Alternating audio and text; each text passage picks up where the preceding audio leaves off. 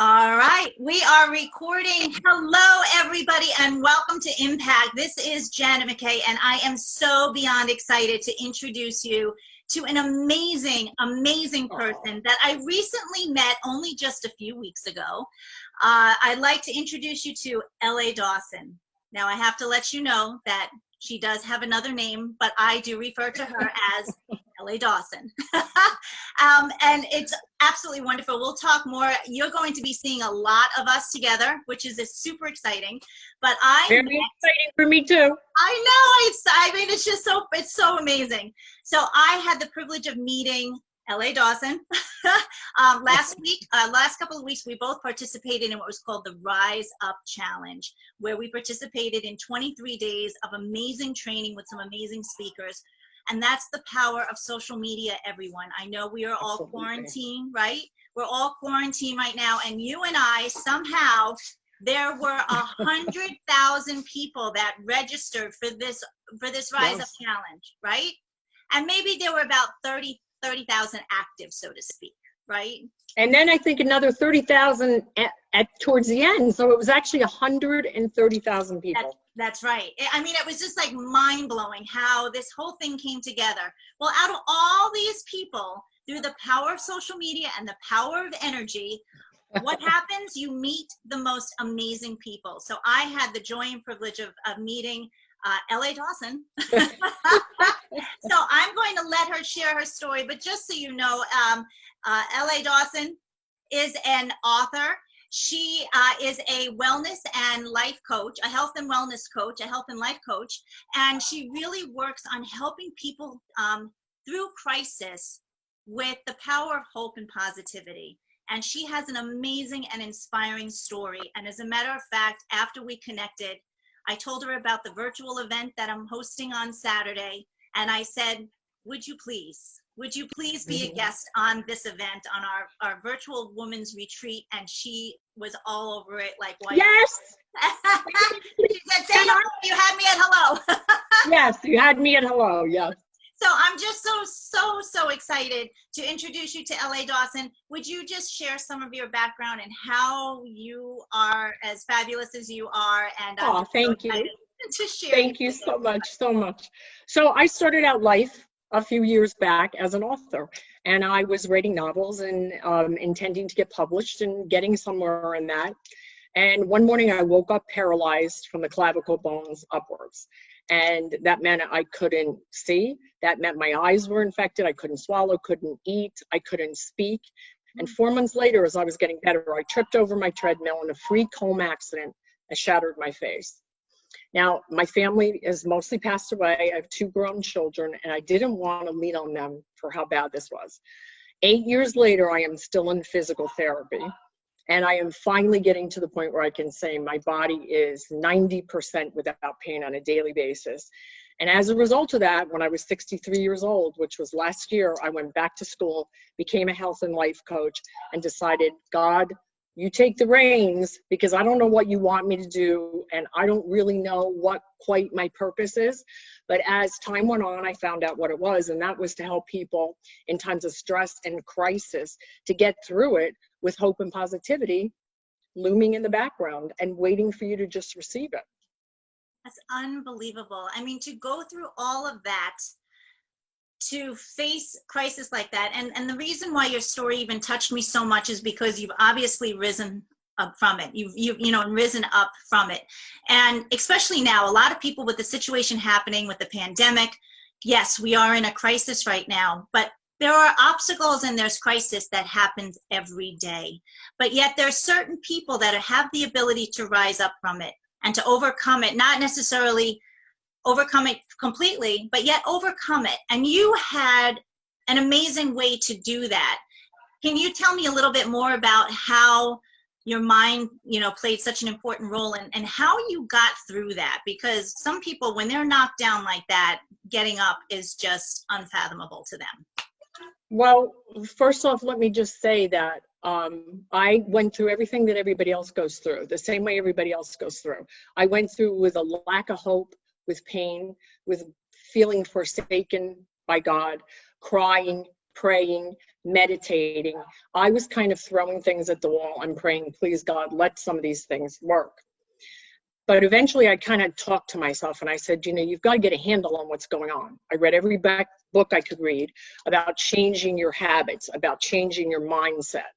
That 21 days to break a habit book, I mean, I thought it was baloney until I read it, until I started practicing it, until I started seeing the needle moving of my perception of what had happened to me. So at some point I made a decision, okay, what am I going to do with this? This is who I am. And I hated when people said, okay, you got to live with yourself. This is the new normal. I hated that because I intended on going and surpassing the normal that I already was. And that is my goal. My competition is only with me. That was a big part of it.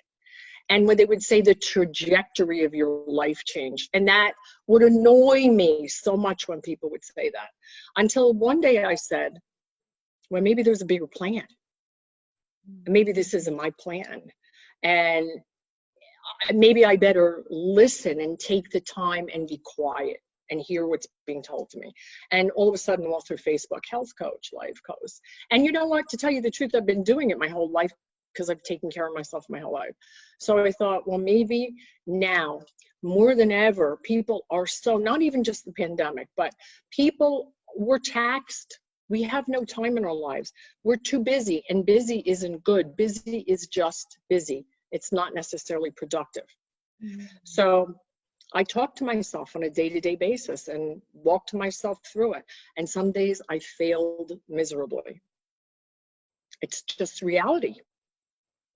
Yes, it's so true. And I think that's the other thing that's important too, is to realize and to give yourself grace on those days. Yes. When you fail miserably.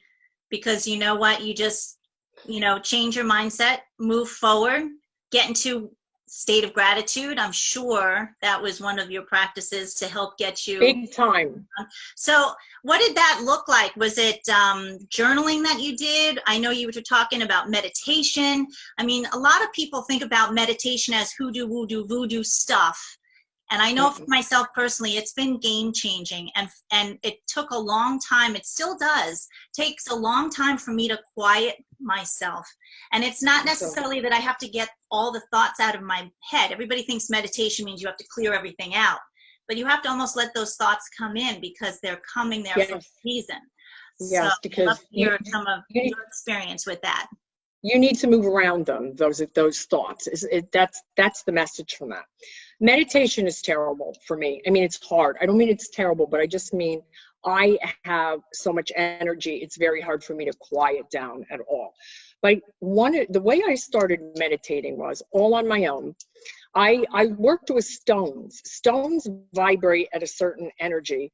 And for example, rose quartz vibrates at the same energy as love. Now, this is not woo-hoo. This is proven by science. And I was attracted to these stones. So I said, there must be something to this.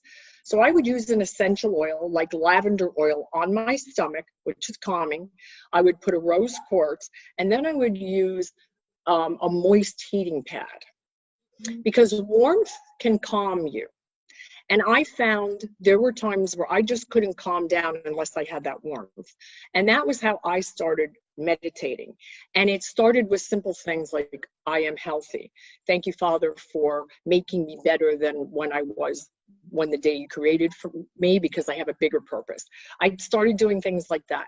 And they were just very simple. And they were maybe 1 minute or 2 minutes or whatever. But I found warmth had a lot to do with it. So if I didn't have that heating pad on, I would put a blanket, and sometimes it was over my head. And I felt safe.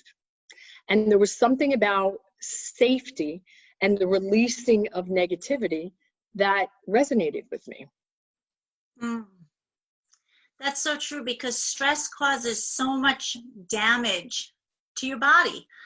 It's a known fact. And to find that, I love that, because I remember as a kid that I would always, you make those tents, right? You line up the chairs, Yes. put blankets over it. And that you would go into this tented area and you just felt safe. It's that cozy, covering, womb feeling. And that's really so true. And I think that's part of preparing yourself for meditation, or preparing yourself to just start changing your mindset. Now I've been doing a lot of studying with Joe Dispenza and learning about cleaning the mind, like Dr. Amen talked about in our group. Fabulous.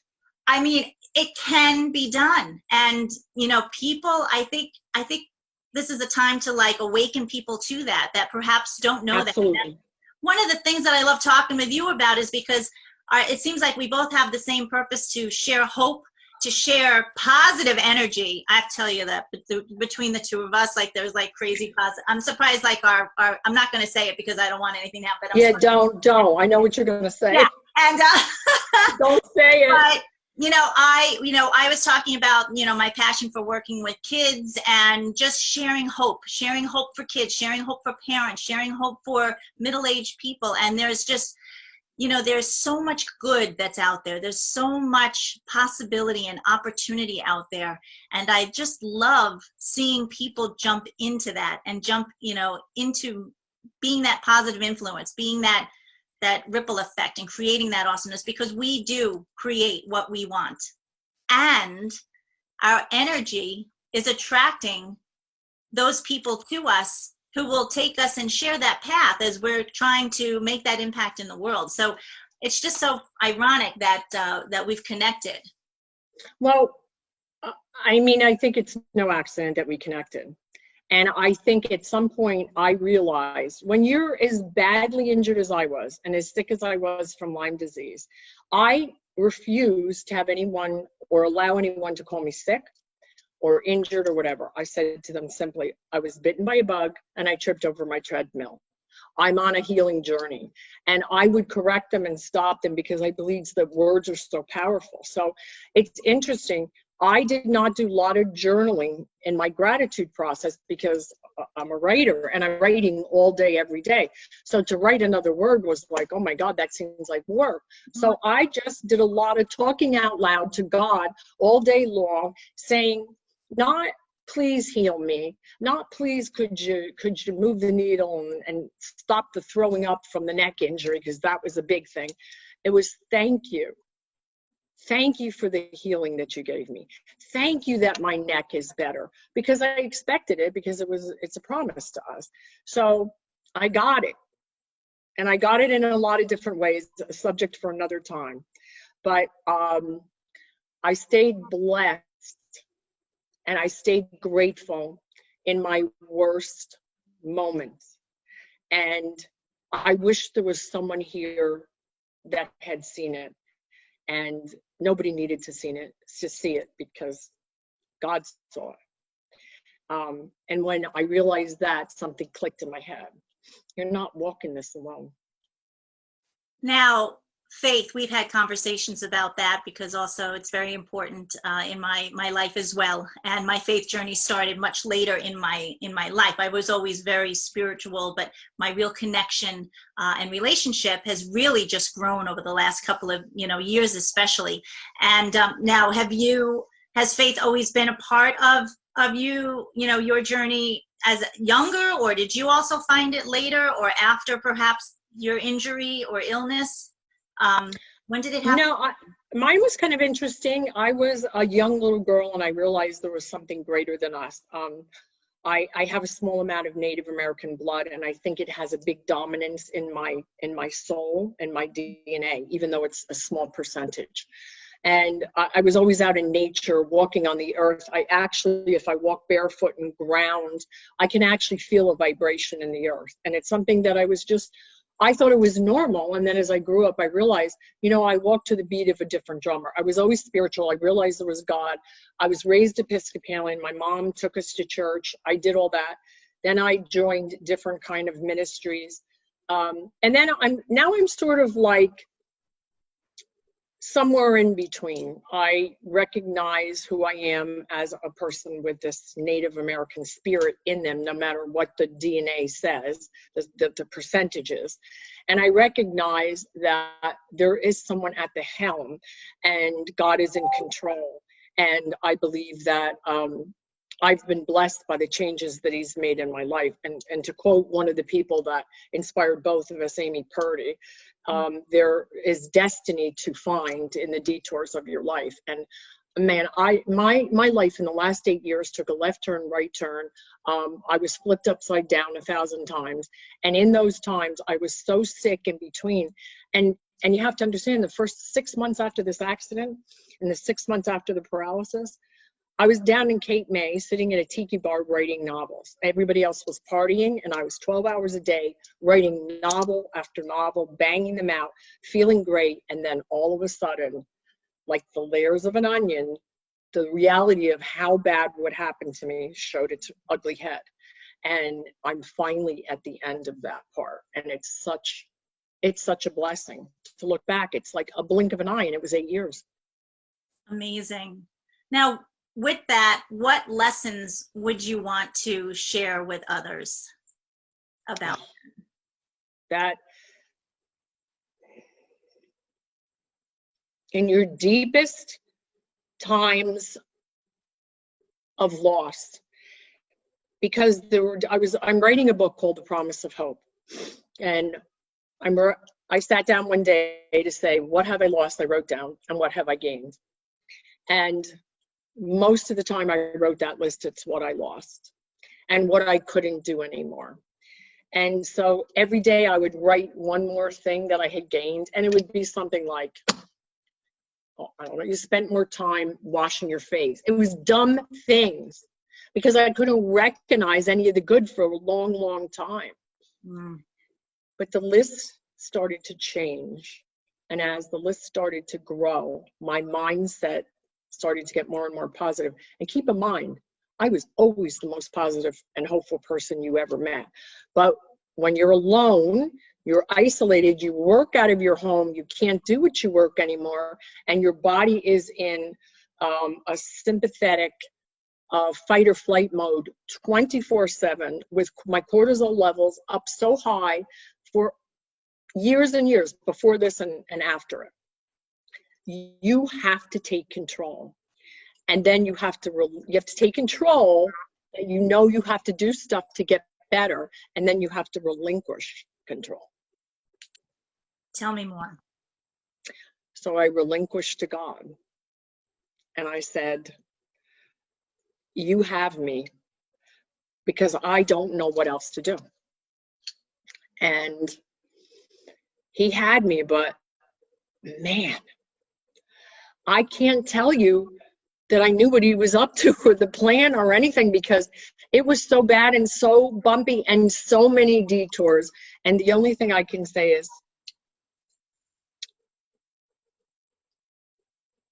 the more detours, the more destiny life changes for the good.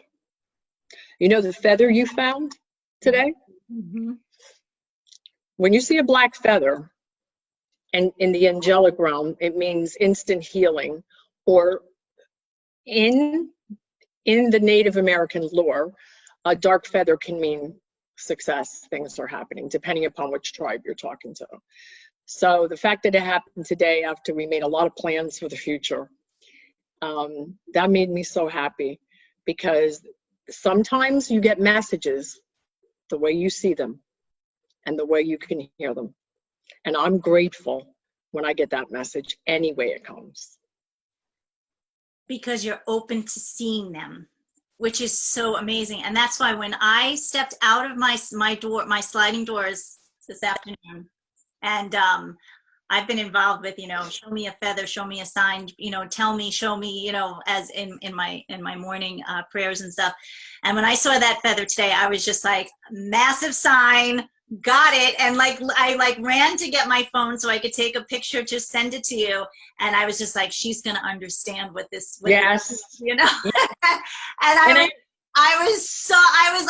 was like blown away. I was just like, and I'm looking around, I'm like, is there another feather around here? Like what? And it was literally right off the mat. Like, it was just like, boom, there it is. And it just completely blew my mind. And it's so funny, because as you get tuned in, tapped in, and turned on to it, right? You start to see things all the time. Yes. I'll put a thought into my head that I'm looking for something. I'll open up a drawer and it will be right there. Yet I've opened that drawer 100 times and never saw it. Or exactly. it's just the most amazing thing. And I'm excited to share that with the women that are part of the women's retreat that are signing up for this Saturday, because it's all about re-energizing yourself, reinventing what the next phase is for you. We talked about pivoting, right? We were talking so much about pivoting these last 3 weeks in the group that we were in. And that's what everybody really has to do right now. There's no, I want to go back to the old way. There's no old way. This is the new normal. There's no, what the hell is a new normal? There's no new normal. You know, it is what it is. And this is how we're moving forward. And what choices are we going to make now to put our path where we choose it to go? We've been hit with a curveball, but I see it as a blessing. And I even wrote a letter to COVID. I think you saw that one on my post, for thanking, COVID-19 for some of the changes that happened, the closeness with the family, the opportunity to slow down, the opportunity to have dinners together. All of these things are listed to 19 things. And I think for many people, this is really an eye opener. And there are people that are going to sit there and hibernate, and there are going to people that are going to now show up. And I'm so excited to meet those people. And I think the group that we're now a part, the groups that we've engaged in, is that opening up of, here's all these people, here they are, go get them, and let's make an impact. I agree. And now more than ever, the thing that really weighs heavy on my heart is that we have to put some energy into the economy, and small entrepreneurs or large entrepreneurs, those of us that are working for our home, can really do that. And it's time. If anybody out there watching this has an idea, please, run with it, go with it. Now is your time to release an online course or to get excited about something that you have in your heart that serves others, because there's so much.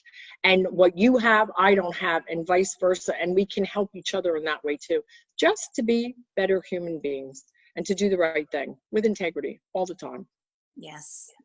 Amen to that, for sure. Because when you lead with that first, everything else will fall into place the right way.